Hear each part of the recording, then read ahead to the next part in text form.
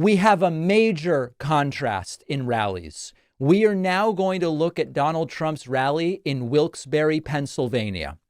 Donald Trump suffered a loss of memory, language, and other executive functioning and cognitive abilities during this rally. He presented a dystopian and apocalyptic message for the future of the United States of America. Contrast that with the very positive message that we saw at the rally we looked at earlier for Kamala Harris and Tim Walz. First and foremost, let me get out of the way that at a certain point in the rally, Donald Trump appeared not to know where he was. Despite the fact that the rally was in Pennsylvania, Trump talked about North Carolina. There has been an explanation issued for this. Let's take a look, and then I'll tell you what it is. Speak a little bit longer. You know, how would you like it? A guy's waiting with his family for 3.5, 4 days. They have a tent, and the tent is set up. They have hundreds of them, and they wait. And then I walk in, speak for 15 minutes, and leave. I don't know. Somehow, would that be okay, North Carolina? I don't think so, right? Okay, so, oh my goodness, Trump doesn't know where he is. He thinks he's in North Carolina. He's actually in Pennsylvania. We're going to get to the cognitive glitches. I don't believe this was one. There's a group of women from North Carolina that go to every Trump rally. And I believe Trump was pointing to that group of women who are often off to the side. So I don't think that's what it is being reported as. But there was plenty of bad. Here is a really weird glitch moment. Whether we will make America powerful again, we're going to make it powerful. Powerful. Okay, so really, really strange stuff. Trump, apropos of nothing, bringing up Barack Hussein Obama. And he even struggled to say his name. There was no reason to mention Obama, and yet Trump still could barely say his name. Bush, Barack Hussein. Did you ever hear of Barack Hussein Obama? Have you heard of him? Did you ever hear of? So Trump just really, really struggling. Trump then talking about TiVo, and well, listen to what he said, and then I'll give you my thoughts on it. I had to play it back. You know, I love the playback controls you have nowadays. They used to call it TiVo. Now they have TiVo. I think it's the single greatest invention. It's better than television, because television would drive you crazy if you couldn't do a playback, right? Right. Trump really interested and impressed by TiVo, technology invented in 1999. Definitely, it's an interesting way to remind the audience that you are indeed the oldest presidential nominee in American history. Remarking about 25-year-old technology is super interesting. And then, of course, people started walking out. Around the 1 hour mark, people started walking out. You see that the mezzanine is 2/3, 3/4 empty, and you will hear Trump droning on and see people leaving. Thank you. There you go. New York. Very exciting, as you can see, just electric, the atmosphere. And then some people also seemed to be sleeping. There were a number of folks who seemed to be asleep or almost asleep. I've not been able to independently confirm that all of these were in REM stage sleep. I can't say that, but certainly looked like a lot of sleeping was going on. Now, there's a new element of Donald Trump's greatest hits that he's including at every rally, which is the idea that you're now allowed to go into stores and steal, shoplift up to $1,000 of stuff.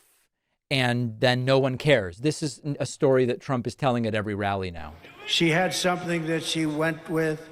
You're not a criminal. It's a very minor offense if you steal anything from a store that's less than $950. Did you know that? So guys are walking into stores with a calculator. Keep it under 950 and nothing's going to happen. By the way, if it goes to 9,050, nothing happens either. Yeah. So that's, of course, not true. Trump is referring to the fact that there are retail locations, and this has been the case. I mean, when I worked at Circuit City when I was 16, it was the same thing. We were always told, do not confront people that are stealing. At the time, it was mostly CDs, video games, stuff like that. Trump continuing to be confused about what tariffs are and how they work. A tariff is a tax on a foreign country. That's the way it is, whether you like it or not. A lot of people like to say, oh, it's a tax on us. No, no, no. It's a tax on a foreign country. It's a tax on a country that's ripping us off and stealing our jobs. And it's a tax that doesn't affect our country. And of course, none of that is true.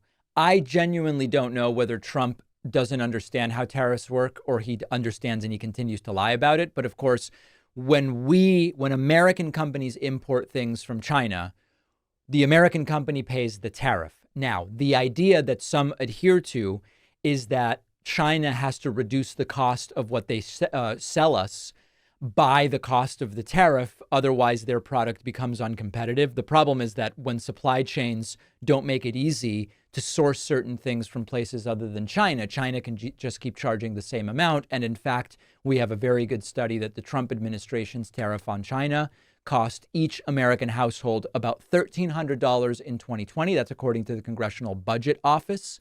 And that is, of course, a driver of inflation, which Trump likes to blame on Joe Biden.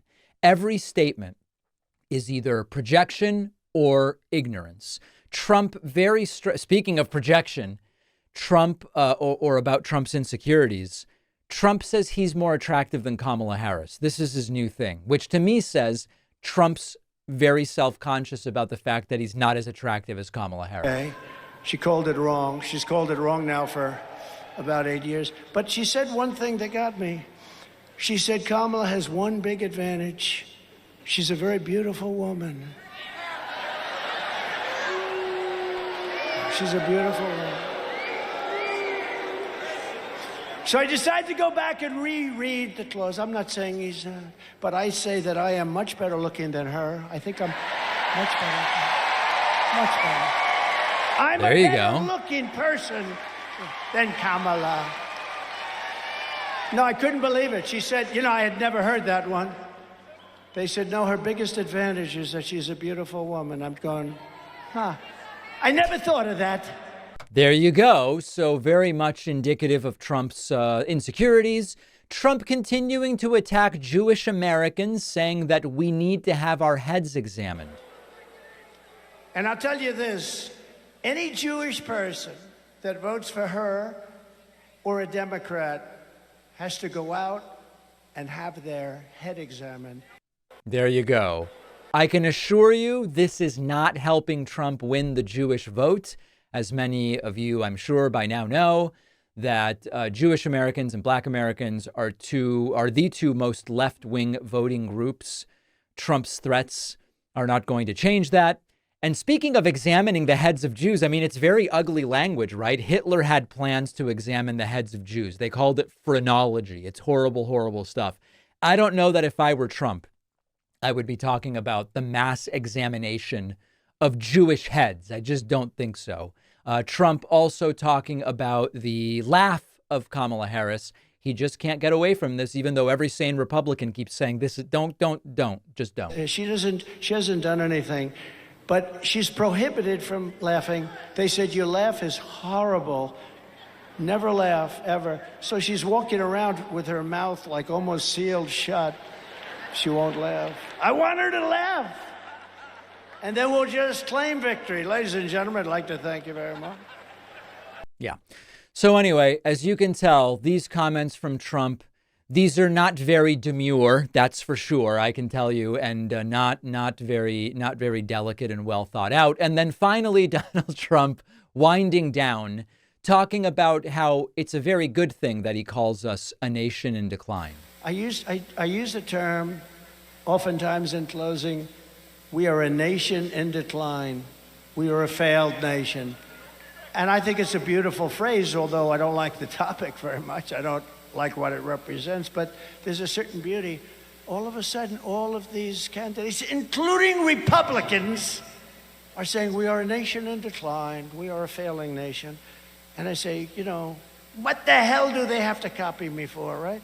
But they have a lot of words that they copy. Many of our words were in. Yes, Trump has some of the best words that are copied. So the contrast now that we can on the same day watch Trump's endless 2-hour rally, baseless as far as substance goes, riddled with glitches and confusion and attacks and ad hominems.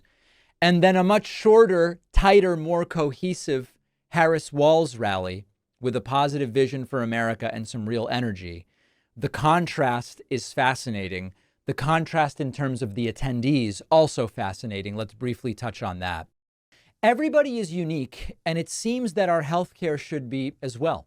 You can often feel rushed at the doctor, or you get generic advice that you end up taking with a grain of salt. Many people don't even know there are options out there for a more personalized healthcare experience, which is why I'm excited to introduce our sponsor, Wild Health. Founded by 2 emergency room physicians, Wild Health takes a proactive and preventative approach to healthcare called precision medicine. They use your genetics, biometrics, lifestyle data just to help you figure out what do you need as far as nutrition and exercise, sleep, and more, just to function at your best right now and in the long run. I love what Wild Health is doing. I can see everything in one place on my health report. It's giving me a ton of insights that are actionable, and they do a really good job of helping me understand the results and the improvements I can make. My audience gets 20% off the cost of membership. Go to wildhealth.com/Pacman and use the code Pacman at checkout. Make this commitment to yourself. Take control of your health today. The link is down below.